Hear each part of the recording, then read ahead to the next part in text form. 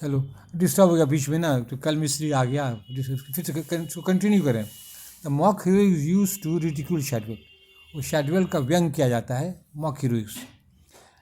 He is on a small boat, छोटी सी नाव में है, छोटे से नाव में है। इन कॉन्ट्रास्ट के विरोध में देखिए, क्लियोपाट्रा इज ऑन है बार्ज, BRG। बार्ज क्या होता है? लार्ज है, सुंदर नाव में ये है, और ये बेचारा खटारा नाव में है। We have this picture in Shakespeare's play Antony and Cleopatra. Antony Cleopatra में क्लियोपाट्रा का पिक्चर दिया जाता है, और ड्राइडन क्या कहता है, शैडवेल का पिक्चर। दोनों में कॉन्ट्रास्ट दिखाता है, ये कितना हाई है, सब साफ सुंदर है, और ये कितना अगली है। तो हाई को लो से मिला देता है तो मॉक हीरोइक हो जाता है। हाई को लो से जक्सपोज मिला देता है तो क्या हो जाता है? मॉक हीरोइक हो जाता है। Dryden mentions brothel houses and polluted Joy. देखिए ड्राइडन क्या क्या बहुत कटु है सटा है। ब्रॉथल हाउस है वेश्या, वेश्या का घर, पोल्यूटेड जॉय, और वेश्या के साथ जो आनंद है, तो गंदा ये आनंद जो है, ये सब का जिक्र करता है। Shadwell is connected with this evil, और शैडवेल को ये सबसे कनेक्ट कर देता है। During the coronation of Shadwell 12 owls and 6 vultures they present. और उसके मुकुट पहनाने के टाइम में क्या था? 12 उल्लू सब था, और 6 तो गिद्ध था। तो ये सब बहुत कटु कटु आलोचना ये है। The most defective part of this political satire is when Dryden mentions किस माय आरसे। और सबसे गंदा सटायर कहाँ है? जब ड्राइडन क्या जिक्र करता है? किस माय आरसे। देखिए आरसे मन क्या होता है? आरसे मीन्स बटक और एनस। आरसे का मन क्या होता है? बटक, एनस, पैखाना का रास्ता। तो ये सब ड्राइडन ला देता है। इतना गंदा सटायर ये लिखा है, क्या करें। आरसे मीन्स बुटक और एनस, पेज 5। हाँ, पेज 5 तो यहाँ आ जाएंगे ना। In the end of MacFlecknoe, Flecknoe has a shocking death. और अंत में उसको मौत भी दे देता है, मौत की सजा देता है। He falls in to hell through a trap door. वो तो ज़मीन में तो किवाड़ है, छिपा हुआ है, उसी में गिर के वो पताल गिर जाता है। He falls in to hell through a trap door. This is a small door in a floor. ये ट्रैप डोर क्या होता है? छोटा सा ज़मीन में तो फ्लोर होता है, क्या कहते हैं, फाटक, उसी से वो गिर जाता है। तो वो सब चोर वाला चोर बुद्धि है, धोखा से किसी को गिरा देना, मार देना। स्मॉल, ठीक है। Shadwell becomes a foolish ruler after his father death. और फादर के मरने के बाद ये जो है मूर्ख राजा बन जाता है Shadwell. The question of succession was hotly debated during Dryden. अब पॉलिटिक्स को डिस्कस कर रहे हैं। सो कौन राजा बनेगा, बहुत बड़ा ही उस समय झगड़ा चल रहा था। Dryden's Absalom and Achitophel is a political satire on the same theme. और ये फिर कंपैरिजन कर रहे हैं, ये कविता जो है ये भी इसी पर है, सक्सेशन में कौन राजा बनेगा, same theme. The poem मॉक्स the opponents of king second. तो पोएम जो कविता जो है व्यंग उड़ाता है कि उसका जो किंग किंग चार्ल्स का जो दुश्मन है उस पर ये व्यंग है। तो ड्राइडन तो किंग का सपोर्टर था, तो जो किंग के खिलाफ था उस पर कविता व्यंग करता था।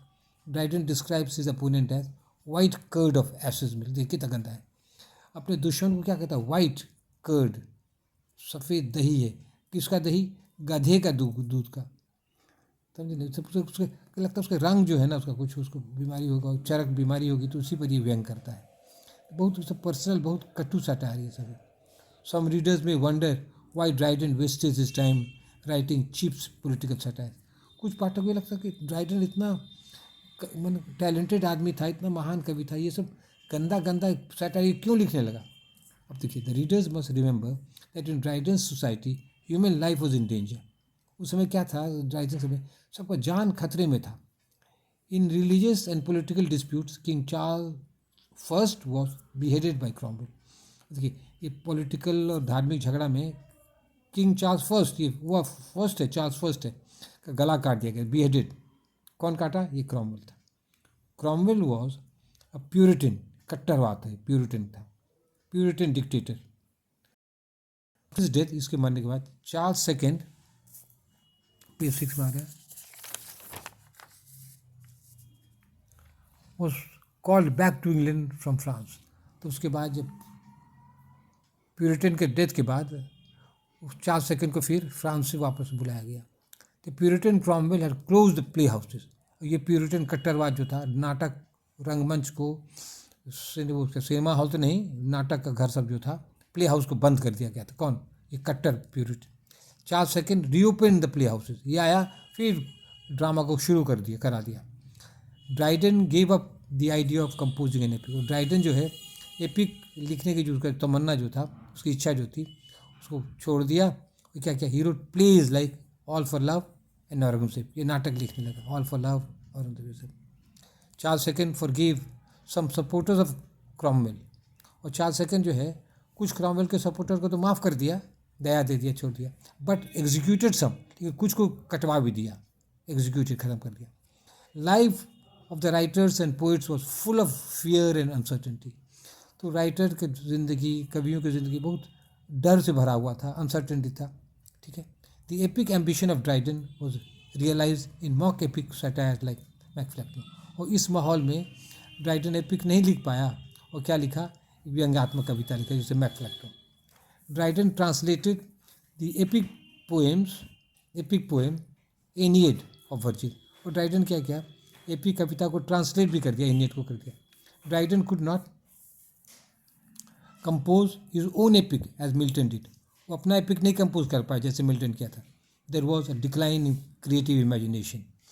और क्रिएटिव कोई रचनात्मक काम में पतन हो गया, decline. There was a decline in creative imagination because of the reasons given above. ऊपर जो कारण दिए हैं उसके कारण ना एपिक रचा नहीं जा सका। In the words of T S Eliot, there was a psychological dissociation of sensibility. और क्या हो गया?